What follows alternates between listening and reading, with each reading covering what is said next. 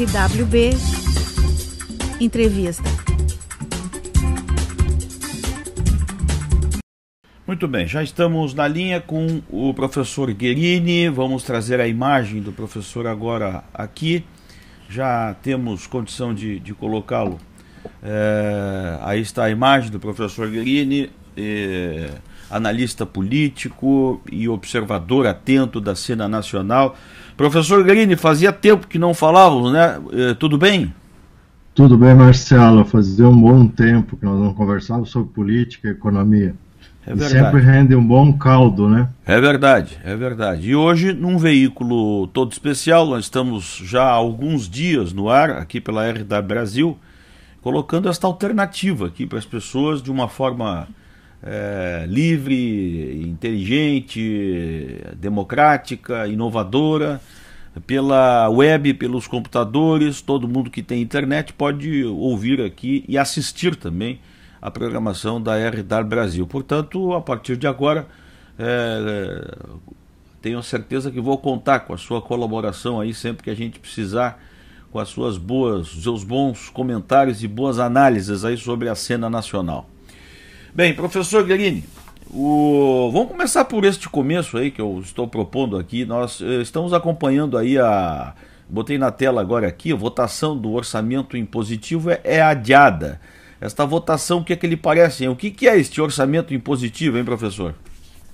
De maneira geral, o orçamento impositivo ele se trata de uma tentativa da base governista de indicar ao governo a ideia de que todas as emendas parlamentares elas sejam executadas no orçamento da União. E esse valor que oscila em aproximadamente 10 milhões faria com que cada parlamentar que fizesse essa emenda até 10 milhões tivesse a capacidade de liberação por parte do Ministério do Planejamento, Orçamento e Gestão. Mas, num olhar mais atento, é mais uma caracterização do enfraquecimento político do governo Dilma, no sentido de observarmos que a partir das manifestações e dos movimentos que ocorreram em junho, o governo Dilma vem perdendo substância, perdendo densidade, legitimidade e representatividade. Então o Congresso Nacional, principalmente a base PMDBista, ela vem impondo uma chantagem política do ponto de vista geral, e propondo algumas das emendas, né, ao processo de aprovação do orçamento da União, que não foi votado antes do recesso, que já é um escândalo, na medida em que nós tivemos todo um processo que colocava em xeque a representatividade da classe política. Ela entra em recesso e começa a chantagear o governo, dada a sua debilidade política momentânea. Mais do que isso, né, as chamadas verbas paroquiais dos parlamentares são aquelas verbas que eles vão fazer aquele proselitismo político na sua base ou curral eleitoral, e principalmente isso é um mecanismo utilizado nas bancadas que são pragmáticas, oportunistas, e muitas vezes há um desvio de finalidade. Então, esses valores, apesar de parecerem valores irrisórios, são aqueles valores que os deputados federais eles vão liberar nas suas bases para a construção de determinadas obras, para a liberação de recursos em determinados setores, e que tem um crivo muito particular, ou seja, vai tornando muito personalista a atuação do deputado, e vai chancelando a ideia de que sem o deputado você não conseguiria ter verbas do governo federal para a execução de projetos e programas. Agora, professor, me diga uma coisa, é a primeira vez que nós vemos uma notícia sobre este orçamento impositivo de uma forma tão clara, tão evidente assim. Até parece que isto é uma novidade, né, na cena nacional e no Congresso Nacional. Por que este novo viés do jeito de se noticiar esta informação sobre dando-se um nome agora, um título? A imprensa gosta muito de colocar cartola nas notícias, né? Esta é mais uma delas, né? O orçamento impositivo. O que é que muda, hein? Na prática, o que acontece, já se fez alguns estudos, os deputados eles tinham capacidade de, na votação do orçamento, indicar algumas emendas, que são emendas parlamentares, para programas e projetos específicos, e essas emendas, muitas vezes, acabavam não sendo executadas pelo Ministério do Planejamento, Orçamento e Gestão do governo federal. Então, eram aprovadas, mas não eram executadas. Uhum. Elas estariam lá na rubrica para liberação, e no final o governo federal acabava cortando. E ele já o fez, inclusive grande parte desse contingenciamento de verbas que o ministro da Fazenda, Guido Mantega, propôs para dizer que existe uma austeridade fiscal, um controle nos gastos, ou seja, foram de verbas parlamentares. Cortava ou não ao seu sabor político ou administrativo, né? Com certeza, e isso significa, em outras palavras, que o nome orçamento impositivo agora ele é dado na seguinte condição: todas as emendas parlamentares que foram votadas no orçamento da União, que deveria ser feito até julho, elas devem ser executadas até o final do exercício, ou seja, dezembro de 2013. Sim. Se elas não forem executadas, o governante vai incorrer em um crime de responsabilidade porque não executa aquilo que está estabelecido Sim. no orçamento. Aí a diferença deste orçamento que nós conhecíamos até hoje para este impositivo. O governo não pode Sim. cortar. Não poderia cortar e ele deveria executar na plenitude. Então ele acaba... Os parlamentares acabaram dando um golpe no governo, dada a sua fraqueza na condução política. Assim, de maneira geral, a questão é que a condução política do governo Dilma ficou enfraquecido diante dos últimos manifestos, e a bancada do Congresso Nacional agora ela tem uma capacidade de exigir. Mais do que isso, o próprio governo federal, ao propor uma reforma política, ao propor mudanças no processo derivado das manifestações, sem a consulta aos líderes governistas ou da base governista, ele acabou criando uma reação muito adversa. E a base hoje do governo Dilma está sofrendo de traições, de golpes e chantagens. Esse é mais um movimento político para exigir uma determinada capacidade dos parlamentares terem à sua disposição mais verbas. O que está acontecendo, e nós vimos aí no encontro de prefeitos, é que o governo federal está saindo pelo Brasil num afã, num certo temor, diante do calendário eleitoral e da perda de pontos de aprovação do governo Dilma.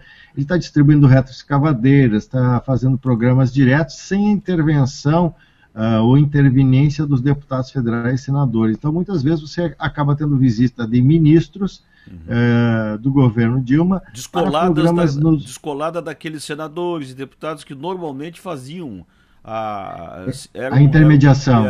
A intermediação não. Agora, professor, ontem eu ouvi o noticiário, né, este orçamento parece que monta o valor de 10 bilhões de reais. Para cada deputado. Para cada deputado. Cada... Isso multiplicado por mais de 500, né, 512. Sim, seria uma ordem de 50 bilhões, mais ou menos. Né? O governo tem isso para gastar?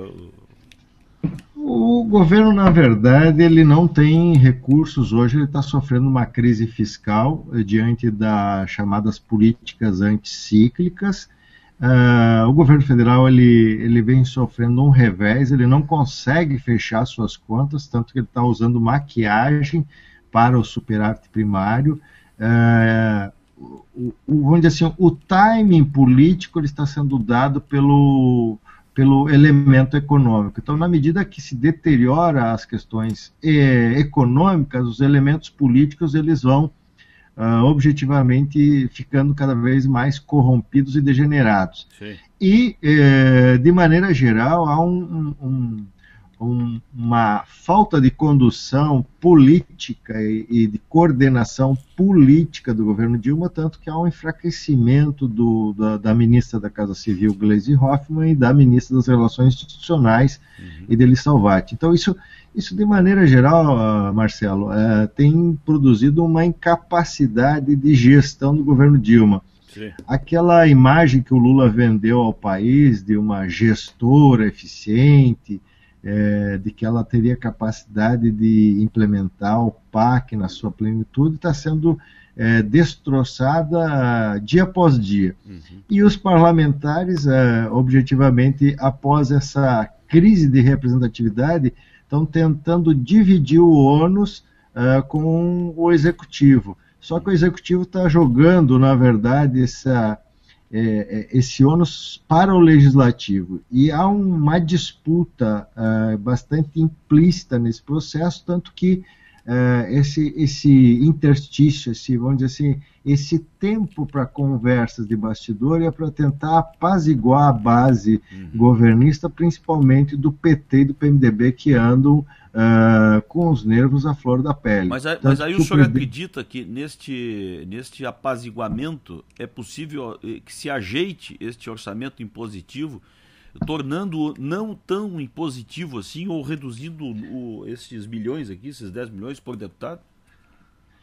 De maneira geral, o orçamento impositivo ele passou pela Comissão de Orçamento da Câmara e também de Constituição e Justiça. Então, vou ser mais preciso, na sua opinião, que tipo de acomodação o senhor acha que o Planalto está tentando?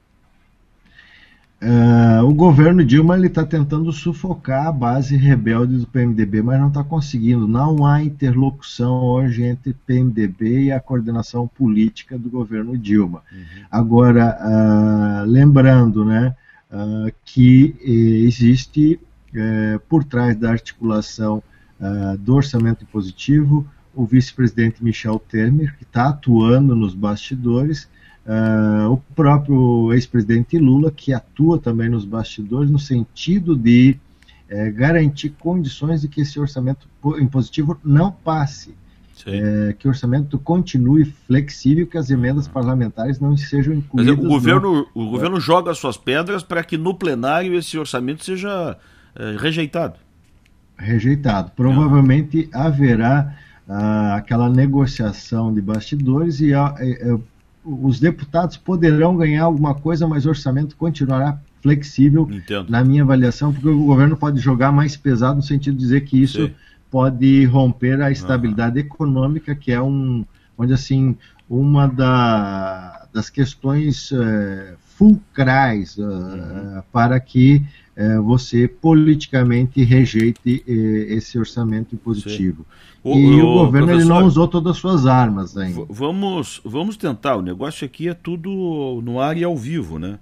Vamos tentar conversar com o deputado Jorginho Melo, que sempre nos atende tão rapidamente. É um dos deputados que mais nos atende de pronto, assim, né? Não vai aqui nenhum tipo de avaliação sobre as posições do deputado, mas pelo menos essa transparência que ele tem com a gente aqui. Vamos tentar ligar para ele. Eu já estou tentando fazer a ligação aqui para o celular do deputado Jorginho Melo, que é do PR. Era uma liderança do PSDB, mas está no PR agora e é um dos apoiadores de Dilma Rousseff. Estou chamando já o deputado Jorginho Melo. Normalmente é ele que atende o telefone. Vamos ver se ele atende dessa vez aqui.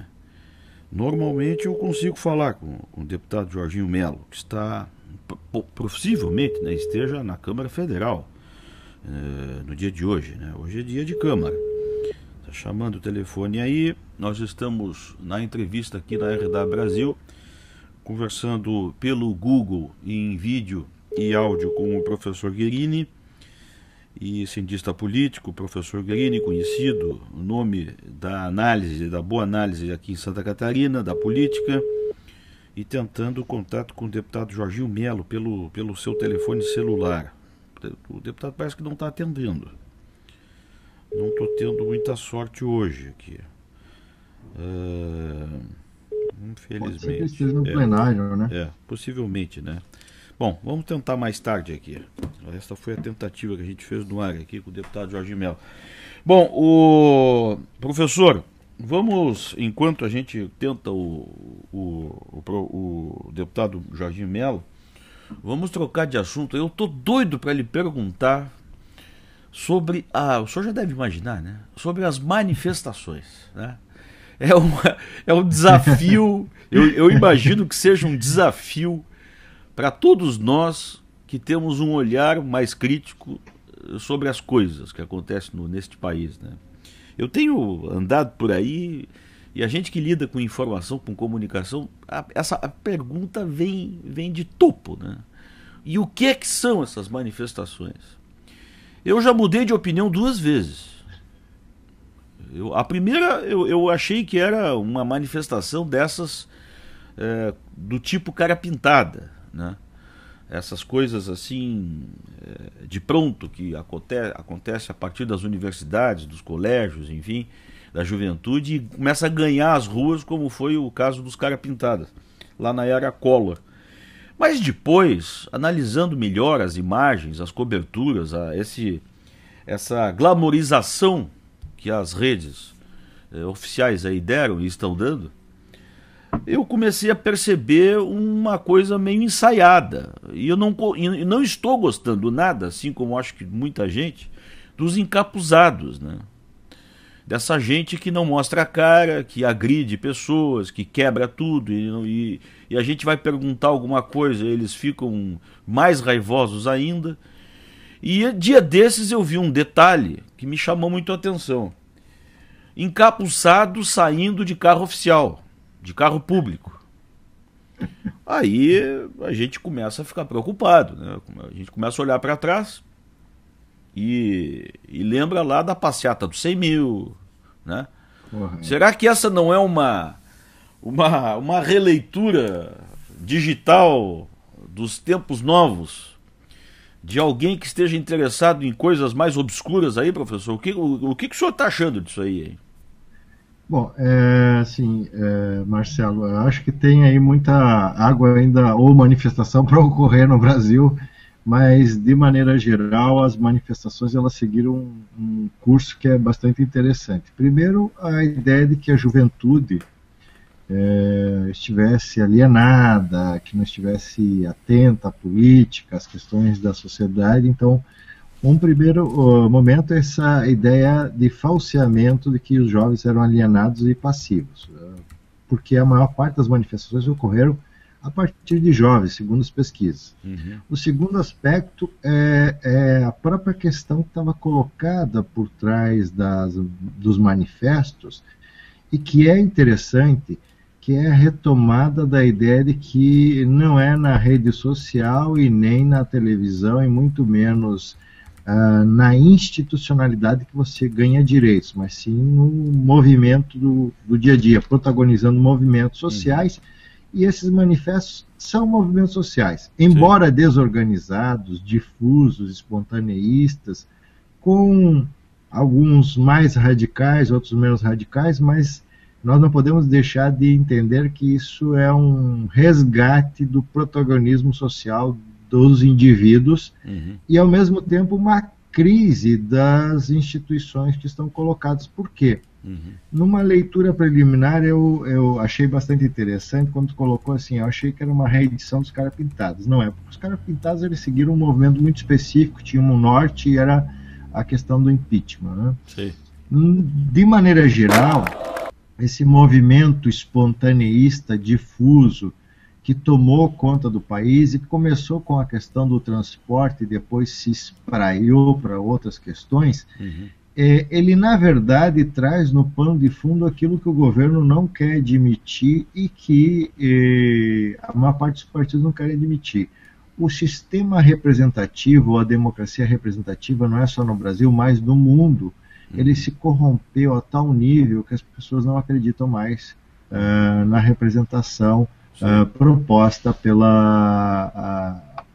pelo modelo de democracia representativa. Então, partidos, sindicatos, associações, movimentos organizados já não davam conta de explicar a realidade. Sim. Professor, só para sua orientação aí, eu acho que o senhor não está vendo a transmissão que nós estamos fazendo, apenas aqui a ligação com o Google. Eu arrastei aqui para o seu lado, aqui na nossa animação, imagens das manifestações em Florianópolis no dia 18 do mês 6 agora.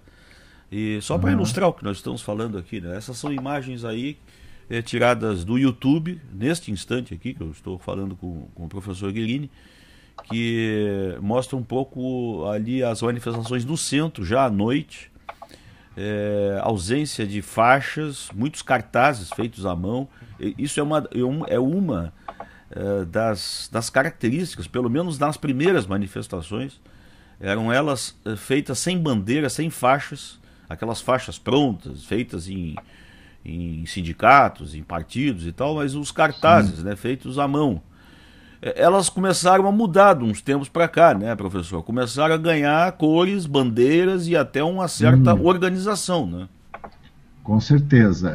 De maneira geral, Marcelo, o que nós vemos é que você tem aí alguns elementos que são importantes, mas eu acho que a grande leitura que foi colocada é que esse movimento, essas redes que estão movimentando a questão social, a questão da problemática social no Brasil é que há uma necessidade de ampliação de direitos para os brasileiros e que a classe política ela está nos dando péssimos exemplos e os governantes estão nos dando péssimos exemplos.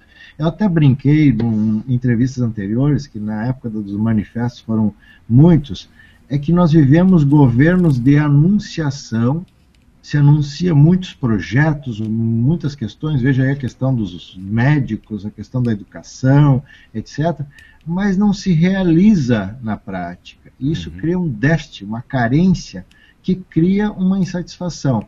Mais do que isso, a nossa classe política ela não consegue perceber que ela está aviltando a população porque ela tem prerrogativas que são superiores à média nacional. Vou pegar um exemplo, um senador tem um plano de saúde no Sírio-Libanês que é vitalício e é para os seus descendentes, os dependentes. Então isso destoa quando você olha para os hospitais públicos, um caos generalizado. O tratamento que o senador José Sarney recebeu esses dias, e não há aqui nenhum tipo de agouro, né?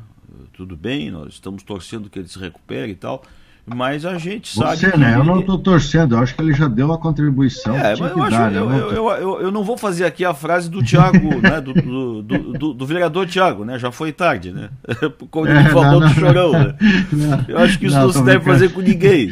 Mas eu acho o seguinte, que o tratamento que foi lhe dado no hospital e está sendo dado, com certeza, é bem diferente daquele do SUS, né? Todo brasileiro gostaria de ter esse tratamento e, obviamente, o Sarney é uma figura emblemática, ele vai ser coroado como o grande democrata quando ele vier sucumbir, isso é uma questão de tempo, até porque ele já está contando os dias para se afastar desse plano terreno, né?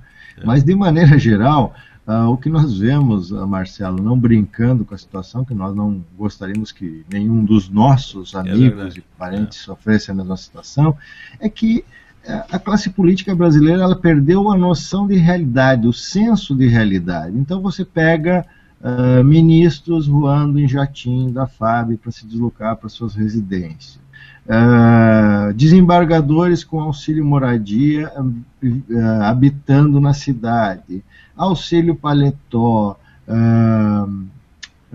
conselheiros do Tribunal de Contas que ficam mais jovens para poder ganhar uma presidência, julgamento que é um julgamento fisiológico, nepótico, etc. Então, tudo isso vai criando um caldo de insatisfação e de desencantamento que coloca a sociedade numa situação de descrédito e, ao mesmo tempo, de indignação. Então, eu digo que o movimento dos indignados europeus, a primavera árabe, ela tem um outro caldo, mas a lógica é a mesma. A democracia representativa não está dando respostas adequadas às necessidades e anseios da população.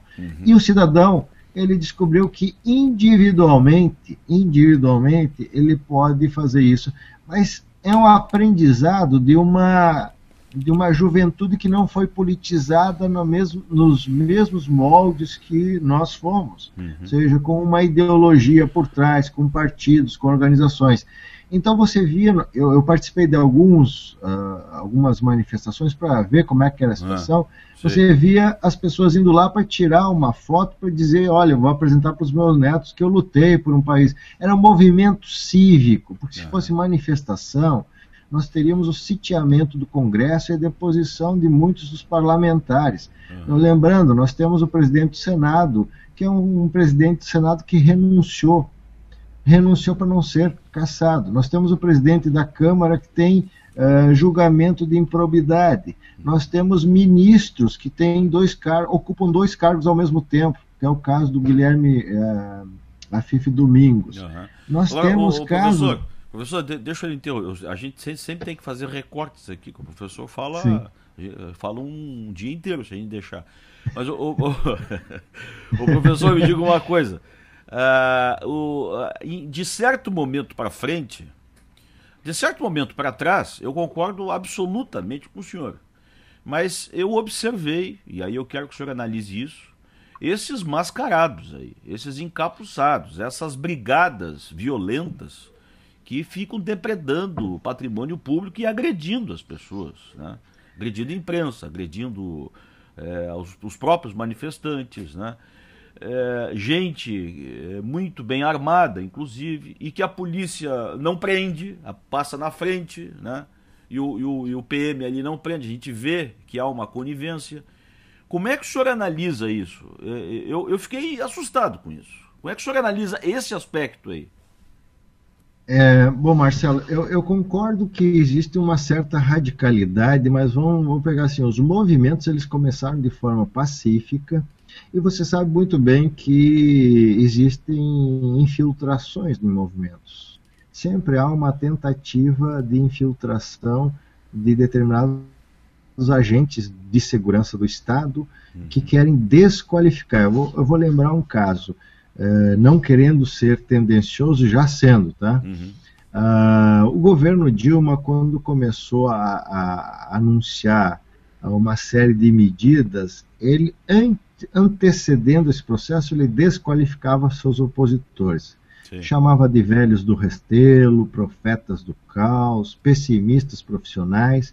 Talvez eu seja um desses pessimistas profissionais. Mas, de maneira geral, uma desqualificação por parte do governo que não queria dialogar com a oposição.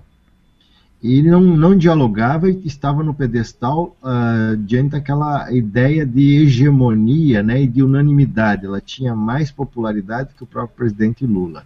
Entendo. Ela tinha maior capacidade de levar um projeto de reeleição. E aí a coisa começou a complicar porque eu disse que o cenário, o ciclo político, ele foi contaminado pelo elemento econômico. O ministro da Fazenda anunciava um crescimento de 4,5% e, na verdade, teve um crescimento pífio. Sim. O governo anunciava determinadas situações e não se realizavam. As políticas anticíclicas não estão dando resultado. Nós estamos entrando num ciclo depressivo de queda de emprego, queda de renda. E mais, o nível de confiança do consumidor e do empresário está caindo, ou seja, o estado de expectativas é negativo. Aí a questão fica mais emblemática. Esse é o primeiro caldo. E você está prometendo uma série de sonhos que não vão se realizar numa década. Então o governo Dilma e o que antecedeu o governo Lula, nos seus 2 mandatos, estava vendendo a ideia de que nós chegaríamos ao primeiro mundo e que nós seríamos tratados como um país importante no cenário mundial, e nós estamos perdendo importância. Que nós estaríamos numa condição de estabilidade superior aos países centrais. até reconhecidamente nós tínhamos um ciclo que era melhor do que os outros países, mas agora mudou. Sim. A China vai crescer menos, os Estados Unidos está se reordenando em termos de produção. Essa reversão já está acontecendo na China, né? Isso. E tem alguns problemas na China que vão repercutir no Brasil. Então, o perigo amarelo que o ministro Manteiga falava no início do governo Dilma está acontecendo agora. Só que o governo foi muito pretensioso nas suas expectativas, e elas não se realizaram no primeiro ano, não vão se realizar esse ano, e além de tudo, nós temos a pedagogia da corrupção e da degeneração representativa. Então, essa crise de representatividade vai levar a uma crise institucional muito grave. Somado à questão do julgamento do mensalão, talvez o PT passe para a história como um partido que tinha tudo para ganhar uma eleição e perdeu a reeleição para ele mesmo. Agora, assim, analisando friamente, os movimentos começaram pacíficos. Eles tiveram um primeiro confronto, que foi a ação do aparato do Estado, a polícia militar, agindo sobre os jornalistas e sobre estudantes, o que causou aquela comoção e revolta massiva. A passeata no Rio foi, na verdade, uma resposta, e em São Paulo, uma resposta à ação dos policiais, que foi desmensurada. E aqui em Santa Catarina, inclusive num debate que eu tive com o tenente aqui do Comando da Capital, ele falava que eles, depois de tudo aquilo, eles começaram a entender e analisar e usar aquilo que seria um código de conduta que é dado pela Comissão de Direitos Humanos e etc., e para manifestações de grande envergadura. Na minha avaliação, isso serviu de pedagogia para ação policial, porque nunca na história de Florianópolis teve o fechamento de 2 pontes durante 5 horas sem nenhuma reação da população, que foi aquele fechamento. E assim, era um apoio massivo, maciço e com participação efetiva da população. E a polícia militar estava dando proteção ao cidadão. Eu disse que era uma pedagogia para a ação policial, para não criminalizar os movimentos sociais, a não ser quando radicalizassem. E aí teve algumas radicalidades ali do movimento Passe Livre, que é normal, que era pular catraca, etc. No caso do Rio e São Paulo, começou a entrar aí a ação dos chamados Black Boys e dos encapuzados. Mas muitos desses encapuzados, a própria mídia ninja, nos seus vídeos alternativos, que vem filmando e que vem despretensiosamente, ela vem colocando as grandes redes a reboque, a mídia ninja começa a filmar e ver a ação de policiais infiltrados, principalmente no Rio e São Paulo. Vamos abrir esse parênteses. E grande parte da ação dos chamados Black Boys não é de depredação do patrimônio público, houve uma reação dos próprios manifestantes, que agiam de forma cívica, né? Era um movimento cívico. O senhor, resumidamente, o senhor não está preocupado, então, com relação a uma tendência de um endireitamento, vamos dizer, ideológico? Ele já ocorreu, na verdade, o endireitamento ocorreu porque o governo Dilma é um governo de direita. Sim, desse ponto de vista, sim. Tá, mas eu digo... Mas assim, nos movimentos, o que aconteceu? Só para... Eu estou falando daquele pessoal mais peludo mesmo, que a gente conhece. Sim. Que age de forma subterrânea, a gente sabe bem como é que é o estilo, né, dessa rapaziada, né? Correto. E aí, Marcelo, aí que está a situação. Grande parte eram infiltrados que tentavam desmoralizar o movimento, porque o governo estava coado, estava todo mundo... Na primeira semana o governo não deu resposta alguma, a Dilma desapareceu e o Lula sumiu, né? Todo mundo perguntava, cadê o Lula? E ao mesmo tempo, os ministros não tinham o que fazer, tanto que a coordenação política passou às mãos do ministro da Educação, que era ao mesmo tempo era ministro da Educação, ministro da Saúde e coordenador político, para ver como estava a situação. E os governadores sumiram, os deputados sumiram, os senadores sumiram. Eles foram, depois de uma semana, de maneira bastante oportunista, aparecer na televisão. o que aconteceu realmente foi, na verdade, uma tentativa de desqualificar novamente o movimento, dizendo que era um movimento de direita, fascistoide, e, na verdade, eram infiltrados que estavam lá dentro para desqualificar. Isso numa avaliação. Sim. Começa a surgir os Black Boys, que é um movimento que vem da Europa, que é um movimento com um viés mais anarquista e ataca não o patrimônio público, mas o quê? Aquilo que se chama patrimônio privado, bancos, as grandes redes de televisão que não, segundo eles, não transmitem a verdade, e isto deu uma força a esse grupo, que é um grupo que muitas vezes, como diz, pode sair de um carro do ano, ou de um carro que está vinculado a um determinado grupo, que é um grupo governista. Na origem nós vamos ter movimentos mais radicalizados. Eu diria o seguinte, Marcelo, quanto pior for o resultado econômico, maior será o vandalismo político. Mas o governo não deu a principal resposta, porque ao propor um pacto e ao tentar cooptar o movimento passe livre, e grande parte da juventude que é organizada, principalmente pelo PCdoB, veio com uma leitura mais enviesada, dizendo que era um movimento coxinha. E aí, esse movimento coxinha, segundo eles, que não tinha substância, né, não tinha um recheio ideológico, na verdade ele não tinha, mas ele tinha uma vertente, que era uma indignação e um basta à corrupção, porque os movimentos tradicionais, mesmo o movimento estudantil, a UNE, o JS e outros, todos estão cooptados pelo governo, e o governo tentou dialogar com o movimento errado, porque ele estava querendo achar líderes. Acontece que a leitura que se tem hoje é que esses movimentos em rede não têm liderança. O governo tem que dar respostas que são respostas efetivas. A classe política dá respostas efetivas à juventude, professor, que essencialmente é a principal prejudicada nessa situação. Vamos tentar fazer mais um cortezinho aqui, a gente volta a esse assunto. Vamos tentar mais uma vez ligar ao deputado. Eu estou com a televisão ligada aqui, vamos ligar ali na TV Câmara e saber, eles realmente estão em sessão, né? A Câmara aqui está em sessão. Vou deixar vazar. Pedro Eugênio, Zeca, Alessandro Molon e Ricardo. Vou deixar vazar um pouquinho o som aí, ó. Do ponto de vista de nossa bancada, e nós estamos aqui para dizer que esta transferência de data facilita ainda mais essa negociação de Deputado Cibá Machado falando, um dos mais... O outro problema que está aparecendo aí é a ideia de cessão de dados pelo Tribunal Superior Eleitoral, cessão de dados dos eleitores para o Serasa Experian, que é uma empresa privada. E aí está um problema sério, né? Um convênio realizado por um tribunal, e me parece que tem uma reação negativa da ministra Carmen Lúcia, presidente do TSE. Sim.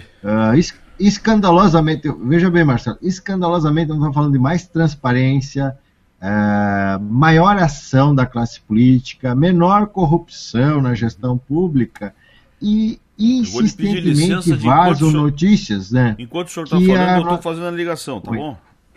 Vamos ver se a gente consegue aí introduzir mais uma terceira opinião do nosso papo aí. Vamos dar uma torcidinha aí pro deputado Jorginho Melo lá no plenário da Câmara Federal nos atender, né? Até trazendo um pouco do clima lá do plenário, que é de intensa discussão. A gente está vendo no fundo aí do estúdio o monitor ligado na TV Câmara. Pode ser que o deputado nos atenda, né? Já aconteceu isso aí, de eu conversar com o deputado em plena sessão da Câmara Federal, né? Mas eu acho que a briga deve estar, o tiroteio deve estar intenso lá, professor. Com certeza, a questão é que nós temos aí uma série de emendas que serão emendas contaminadas, né? Há muito tráfico nessas emendas que serão votadas nas próximas sessões, e o governo vai ter muito trabalho na coordenação política. Diga-se passagem aqui, Ressalte-se, há um desaparecimento da coordenação política do governo Dilma, né? Que tem se mostrado muito fraca, né? Muito fraco e, inclusive, a própria ministra Ideli Salvati já está com a cabeça a prêmio, né?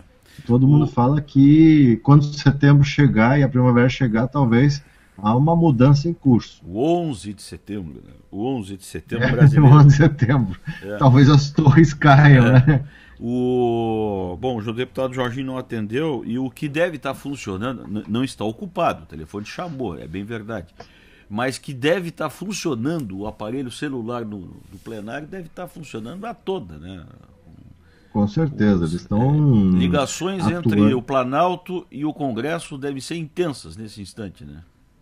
Sim.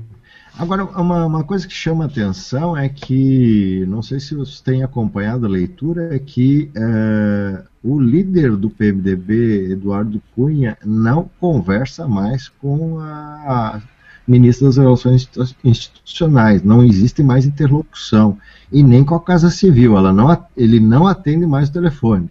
Isso chama atenção. O maior partido aliado, o que dá base de sustentação ao governo Dilma, não tem mais interlocução. A interlocução sempre é feita por terceiros. Então, significa que há uma certa teimosia do governo Dilma em manter essa coordenação política e não oxigenar e não mudar. O próprio PMDB já teria dado um cheque-mate, dizendo se na próxima rodada de pesquisa de opinião a Dilma cair abaixo do patamar de 30%, há uma renegociação implícita no cenário político para a reeleição de 2014. Sim. E aí eu coloco uma pimentinha, tá, Marcelo? Isso tudo foi produzido pela antecipação do calendário eleitoral pelo ex-presidente Luiz Inácio Lula da Silva. Ele acelerou o processo porque já tinha no norte aí da leitura econômica indicadores negativos, e ao antecipar o processo também criou um primeiro caso que eu chamei de governo Pato Manco. É o primeiro caso de primeiro mandato que você tem uma presidente com características de Pato Manco, que não consegue governar. Bom, tentei agora a ligação com o deputado Valdir Colato, do PMDB, que é outro deputado que atende bem aí o celular está desligado. Então, o negócio está intenso mesmo lá, né? A gente está vivendo. Sim. Estamos vendo aqui, o nosso amigo está nos acompanhando, ter ideia. Vou passar um pouquinho a câmera para cá, olha aí. Estamos vivendo neste momento, ao vivo aí, a TV Câmara, o deputado Jovair Arantes, do PTB de Goiás, está usando a palavra em plenário. E o pau está comendo lá. O negócio não é fácil. É provável que nós tenhamos aqui algumas questões. Marcelo, só um minutinho aí, que daí eu já pego daqui também Vá daí. TV Câmara, e tu vai seguindo aí que nós vamos comentando, tá? Tá certo. Deixa comigo aqui. Só chame aí, estamos na linha. Esse tá bom. O professor Guerini, que foi se equipar um pouquinho aí, eu estou com a imagem dele aqui só para mim. Estamos transmitindo a imagem do estúdio aqui, os deputados federais estão discutindo essa questão do orçamento impositivo, votação que foi adiada, né? O professor Guerini já nos deu algumas dicas aí de como isso pode repercutir, como um alerta ao governo federal de que a sua articulação política precisa melhorar. E caso isso não aconteça, nós vamos ter aí uma aprovação desse orçamento impositivo, e isso significa, do ponto de vista político, uma derrota para o governo federal ao entregar aos deputados federais um orçamento de 10 milhões de reais para cada deputado, ser usado de uma forma certa, ou seja, o governo, como fazia antigamente, não poderá mais administrar este dinheiro, concedendo ou não este valor aprovado em primeira instância lá no Congresso Nacional. O governo pagava se quisesse, né? Liberava se quisesse, se tivesse entendimento político que era importante liberar aquele dinheiro. Obviamente para os deputados aliados, né? Da forma que está sendo votada, isto está sendo aprovado de forma impositiva. Por isso este nome aí dado pela imprensa de orçamento impositivo. Já tem aí, professor, a TV Câmara com o senhor ou não? Já estou na TV Câmara aqui. Tá aí, o professor Verini conosco. Aliás, nós estamos ensaiando aqui, né, professor, um trabalho que poderá se repetir outras vezes aí. Já está aí o professor de volta com a gente. Este modo de comunicação que nós estamos fazendo aqui, nós poderemos repetir em outras oportunidades de grande discussão nacional, de grande mobilização nacional, tendo o professor na linha aí também desfrutando das imagens da televisão e ao mesmo tempo a gente aqui trazendo Mas saiu um chimarrão até aí, professor? Sim, aqui, chimarrão, tô com saudade. Eu estava no Ceará, passei uma abstinência de chimarrão lá no Ceará, voltei hoje para a terra aqui. O senhor estava no Ceará, né?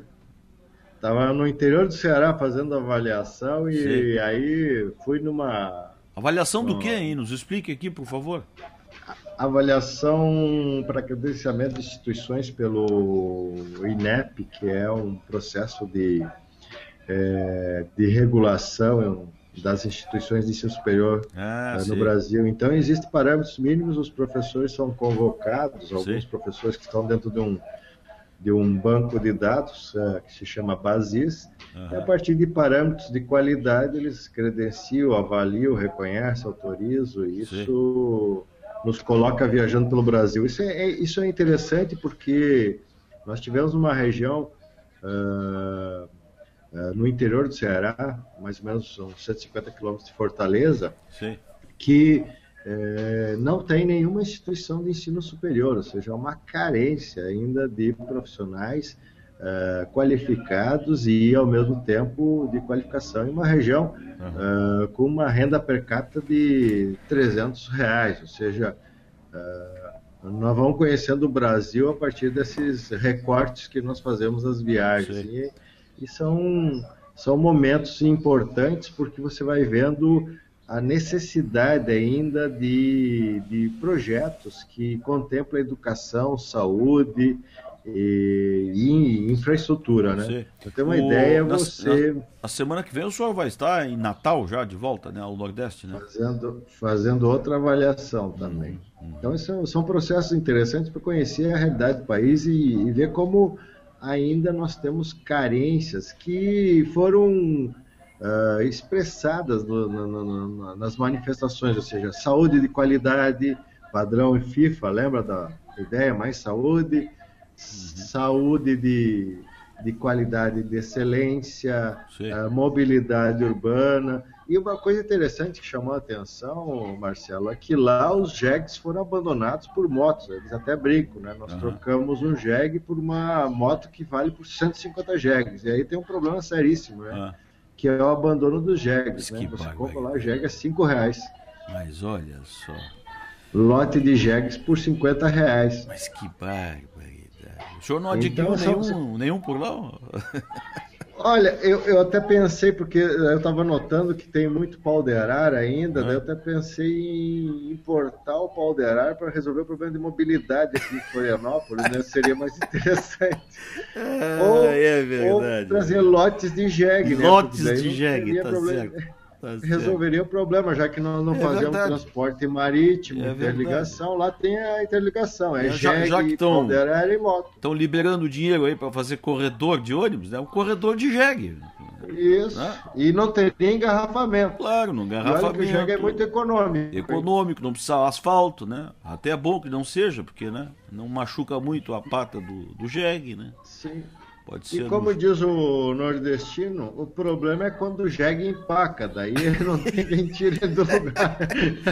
Bom, então nós estamos mais ou menos assim. Antes empaque o jegue do que o prefeito, o deputado, o vereador. Esses é que são os problemáticos quando empacam, né? Mas o problema é esses que estão empacando, porque eles não têm feito planejamento para a cidade. Se você notar, hoje as nossas cidades estão infartadas. E o que chama a atenção é que em Fortaleza, nós até brincávamos, né? Essa é uma cidade que eu vou riscar do mapa. O engarrafamento também é enorme. Lá tu passa 2, 3 horas em engarrafamento, apesar de ter todo um processo de ser sede de Copa, ter o Castelão, ter a ideia de metrô, mas o metrô não anda. Ou seja, as obras de metrô, obras que são importantes para a mobilidade coletiva, elas não são destacadas, né? O que acontece é que nós continuamos investindo em transporte individual. E aí eu chego em Florianópolis, às 8 da manhã, olho a Via Expressa congestionada do início da ponte até o Shopping Itaguaçu. O resultado, eu saí de um engarrafamento para entrar num congestionamento, né? Então não tem alternativa. Daí eu pensei, se nós importarmos os jegues, nós resolveríamos 2 problemas, que é a superpopulação de jegues, que não são mais usados no Nordeste, e ao mesmo tempo a mobilidade em Florianópolis, brincando com a desgraça que povoa a nossa vida citadina, né? Ou de metrópole aqui do Sul. Professor, eu quero aproveitar a oportunidade para mandar uma saudação aqui ao Alexandre Brandão, que acaba de tuitar aqui e convidando a todos para estar nos ouvindo aqui, nos ouvir, né? E pela rwbrasil.net. E olha, eu estou tuitando aqui, professor Guerini neste momento falando de congestionamentos de jegue. Isso é para chamar atenção, né, professor? Era só o que faltava, né? Meu Deus do céu. Professor, desencantamento, né? Professor, olha, essa foi uma bela um belo do ensaio que nós fizemos aqui. E isso tudo está aqui, está no ar, está ao vivo pela rwbrasil.net e está sendo gravado também. Isso daqui a pouquinho está sendo disponibilizado na página das entrevistas do nosso site. E essa é um convite a todos aí para que, não sei se todos os dias, nós vamos contar com a colaboração do professor aí, mas todo dia que o professor quiser tem passe livre aqui, né?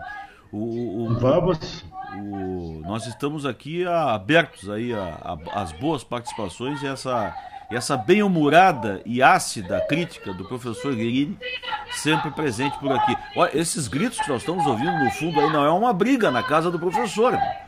Isso aí é a TV Câmara. Que está todo o volume aqui. A deputada Alice Portugal está aos berros, ela é do PCdoB da Bahia. Ela mantém o estilo, né? Mantém o estilo, né? Vou botar um pouquinho a professora aqui, ó. Presidente. Ó. Presidente, se não se assim. Cortaram o microfone dela agora mesmo aqui. Mas não é fácil, né? O negócio, o bicho tá pegando feio lá, né?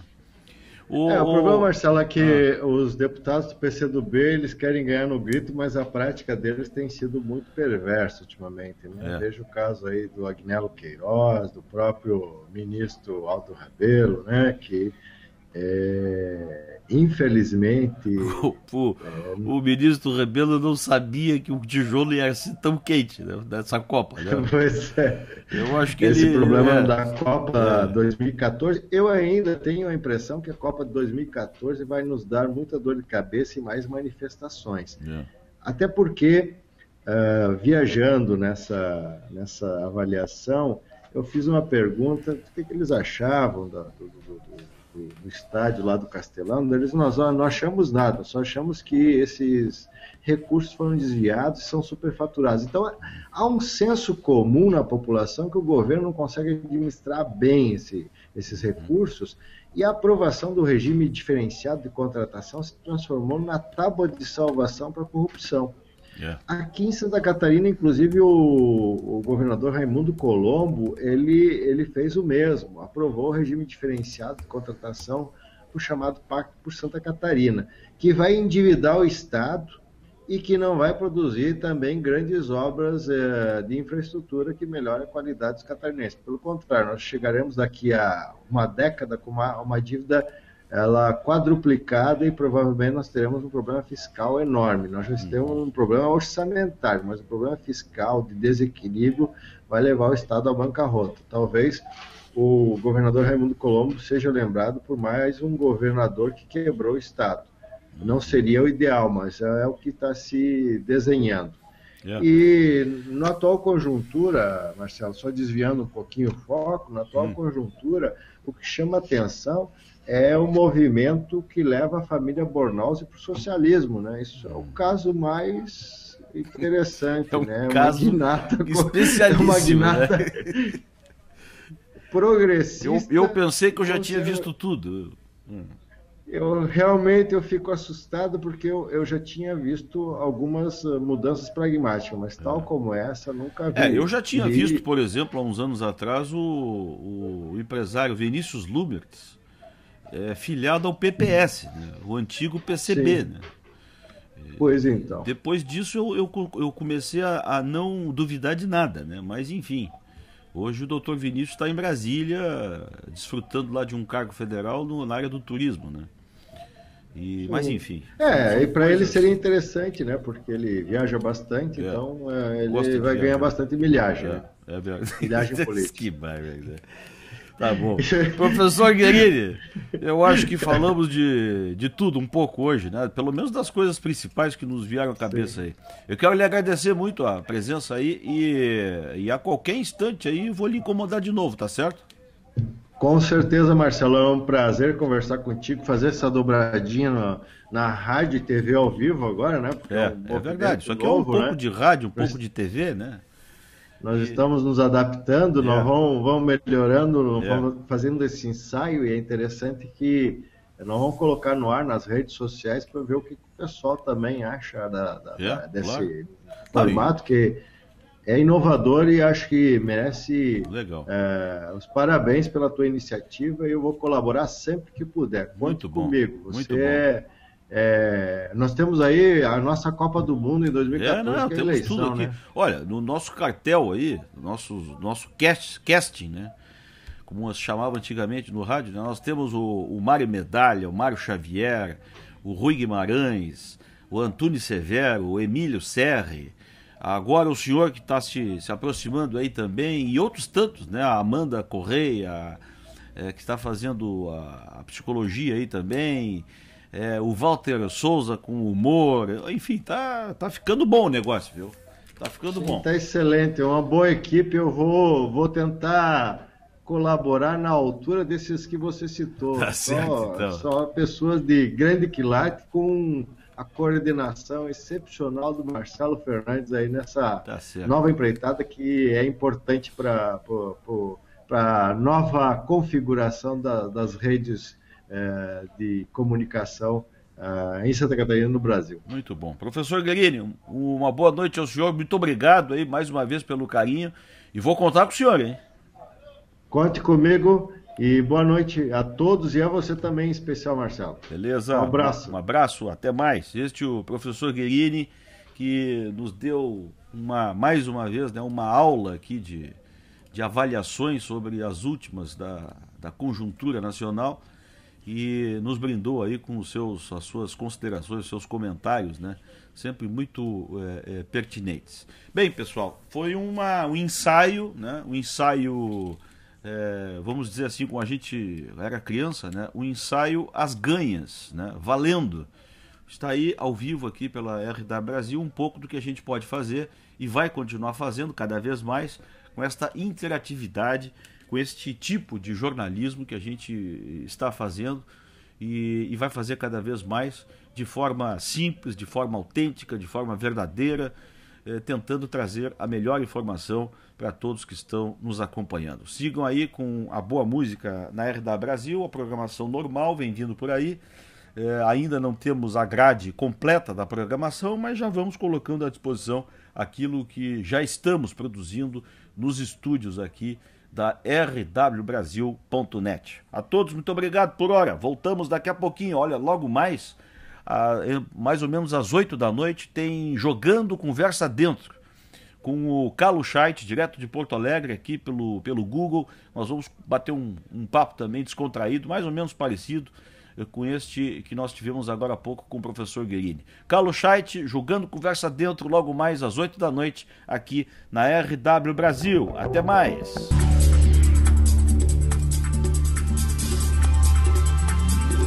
Na RWB, entrevista.